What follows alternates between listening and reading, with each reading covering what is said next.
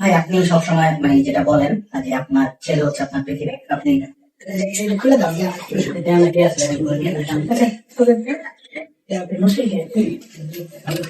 ভাই এতবার কে লক করে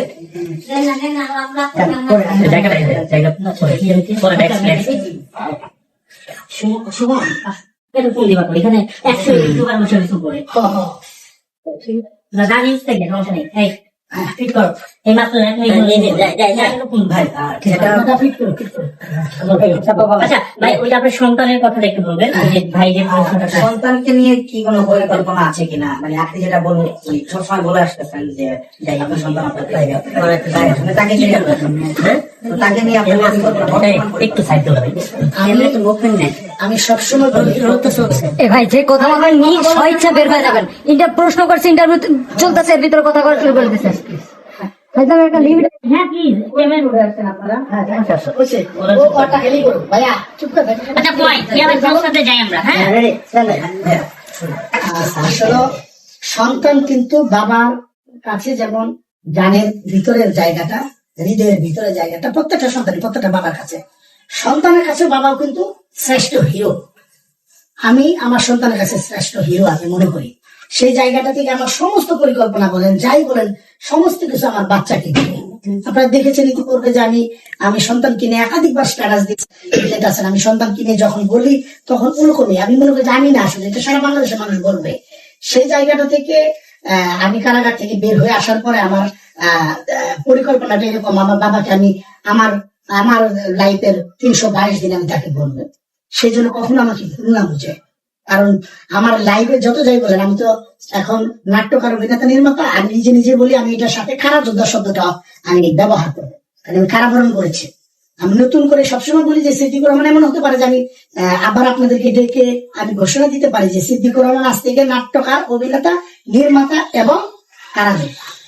কারণ এটা আমার জীবনের স্মৃতি হয়ে থাকবে। আমি কারাগার থেকে বেশ কিছু ম্যাটেরিয়ালস আনছি, আমার ইউটিউবে ফেসবুকে যারা আছে তারা দেখবেন। আমি যে কলমটা দিয়ে লিখেছি সেই কলমটাকে আমি নিয়ে আসছি। আমি যে আয়নাতে আমি চেহারা দেখতাম সেই আয়নাটা আমি নিয়ে আসছি। কারাগারের একটা বড় পাওয়ার, আমি সিগারেট খাই না কখনো, আমি একটা সিগারেট ওখানে পাওয়ার, ওখানে কিন্তু টাকা দেখা যায় না। কাউকে আপনি গিফট দিতে চান তাহলে ওই সিগারেটটা দিতে হয়। সো ওই জিনিসগুলোকে আমি আনছি কেন জানেন, ওগুলো আমার অ্যাওয়ার্ড পেয়েছি বিভিন্ন সংস্থা থেকে। ঠিক আমি মনে করি যে আমি একটা জায়গায় গিয়েছিলাম, সেখান থেকে আমি একটা অ্যাওয়ার্ড নিয়ে আসছি। আমার কেস কার্ডটা নিয়ে আসছি, আমার মেডিকেল কার্ডটা নিয়ে আসছি, আমার পিসি কার্ডটা নিয়ে আসছি, আমার ব্যবহৃত সমস্ত জিনিস নিয়ে আসছি। যা যা সবকিছু আনতে পারি, কিছু জিনিস আছে যেগুলো আমি অলরেডি বাধাই করে ফেলছি। এগুলো আমার অফিসে যখন মানুষ যাবে দেখবে, সিদ্দিক ভাই একসময় কারাগারে গিয়েছিলাম, কারাযোদ্ধা। আমি কারাযোদ্ধা হিসেবে নিজেকে দাবি করি এবং সেই জায়গা থেকে আমার বাচ্চাকে আমি কারাগারে গল্প শোনাবো, কারাযোদ্ধার সন্তান হিসেবে সে আমার গল্পটা শোনাবে। আসার পরে কি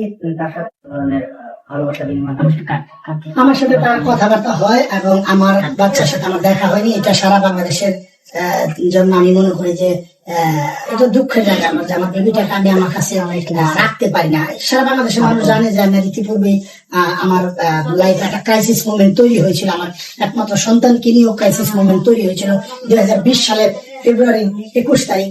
সেই ক্রাইসিস মোমেন্টটাতে সারা বাংলাদেশের মানুষ দেখেছে যে আমার বেবিটা আমার কাছে থাকবে কি থাকবে না। আমার বেবিটা এখন আমার কাছে নেই, অতএব সে তার মায়ের কাছে আছে। তার মায়ের কাছ থেকে যাবে নিয়ে আসবো সেটাও বলি না, কারণ পৃথিবীর শ্রেষ্ঠ সম্পদ বলা চলে মা এবং সন্তানের সম্পর্কটা। সো আমি আমার মাকে যেমন মা বলে ডেকে আনন্দ পাই, অনেক মজা পাই, ডেফিনেটলি আমার বাচ্চাও সেটা পায়। সেজন্য আমি চাই আমার বাচ্চা যতদিন আমার এক্স ওয়াইফের কাছে থাকতে পারবে ততদিন থাক।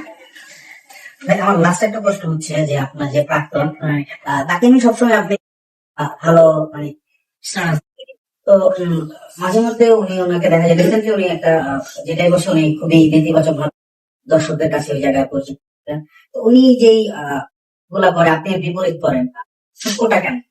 আসলে আমি জানি না পার্থক্যটা, আসলে তাকে নিয়ে কিন্তু কথা বলি না, তাকে সম্মান জানিয়ে আমি কথা বলতে চাই যে তুমি তো বেশি দিন না সত্যিকার অর্থে আমরা যদি সে আমার ওয়াইফ ছিল, এক্স ওয়াইফ বলি, এবং এই সম্পর্কটা একদিন মুছে যাবে, এখনই মুছে যাচ্ছে, কিন্তু সে বাচ্চার মা, এটা কখন, তাই আমি তাকে সবসময় বলতে চাই আপনাদের মাধ্যমে যে দিন শেষে তোমার একটা বেবি আছে, সে বেবিটার কথা চিন্তা করতে হবে। কারণ আজকে তুমি নেতিবাচক কোনো কিছু করবা, সেটা কিন্তু বাচ্চার উপর এফেক্ট করবে একটা টাইমে।